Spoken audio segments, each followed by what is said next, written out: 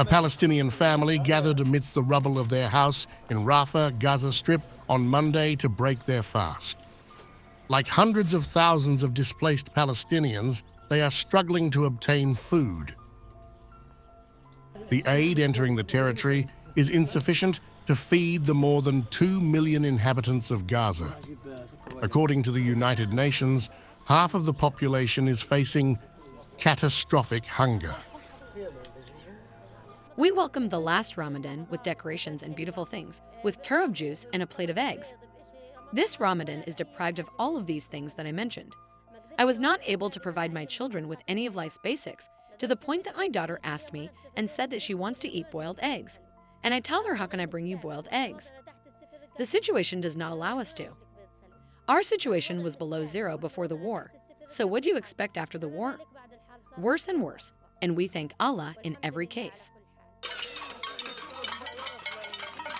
The United Nations chief stated that 1.1 million people in the Gaza Strip are facing hunger, reiterating the urgent need for a humanitarian ceasefire.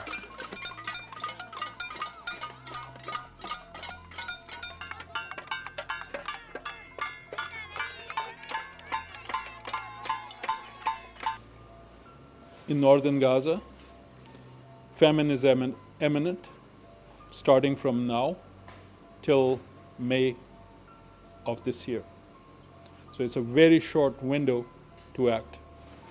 There are about 1.1 million people in catastrophic level of hunger. There are about 854,000 people who are in emergency level of hunger. And then there are about 276,000 people who are in crisis level. So the situation is terrible all along. Though not directly blaming Israel, the Secretary-General's comments to reporters on Monday clearly addressed its ongoing military offensive in Gaza following Hamas's surprise attack on October 7th, which resulted in approximately 1,200 casualties and about 250 people taken hostage.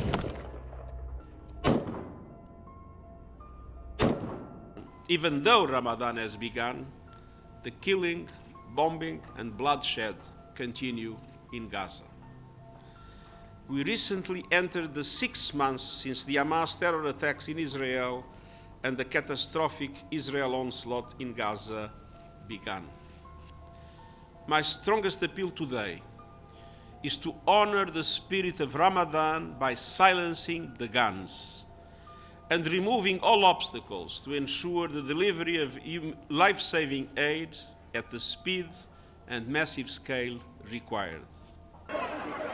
The latest report from the IPC confirms that famine is imminent in the northern governorates of the Gaza Strip, projected to occur any time between mid-March and May 2024.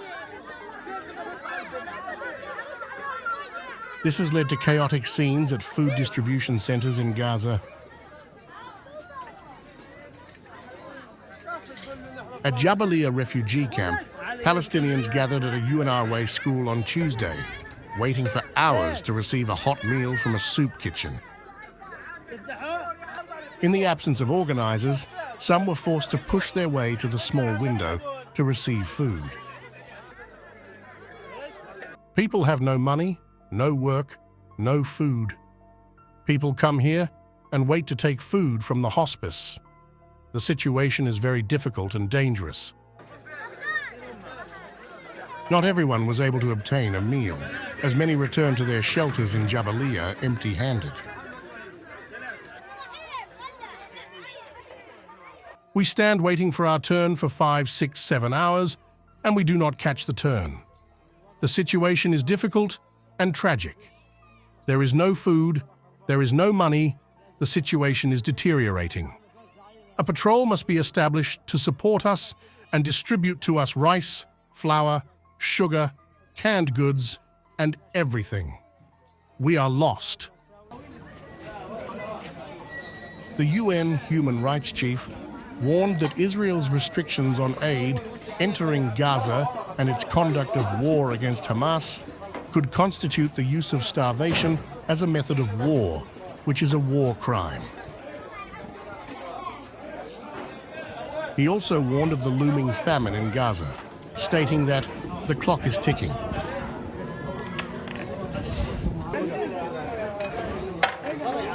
The extent of Israel's continued restrictions on the entry of aid into Gaza, together with the manner in which it continues to conduct hostilities, may amount to the use of starvation as a method of war, which is a war crime.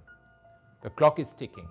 Everyone, especially those with influence, must insist that Israel acts to facilitate the unimpeded entry and distribution of needed humanitarian assistance to end starvation and avert all risk of famine.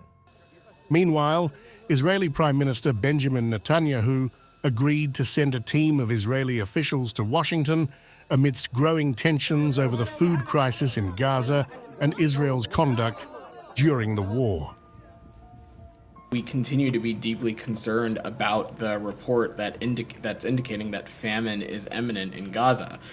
This report makes clear that the amount of aid reaching the people in Gaza is insufficient, and that more needs to be done. We need to redouble our efforts to ensure that aid can get to the places that it needs to go.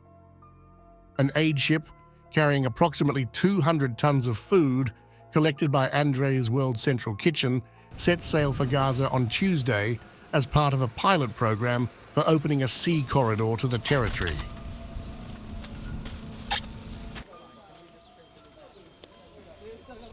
This push to deliver food by sea, along with recent airdrops in isolated northern Gaza, underscores the international community's frustration with the worsening humanitarian crisis and the challenges of delivering aid by road.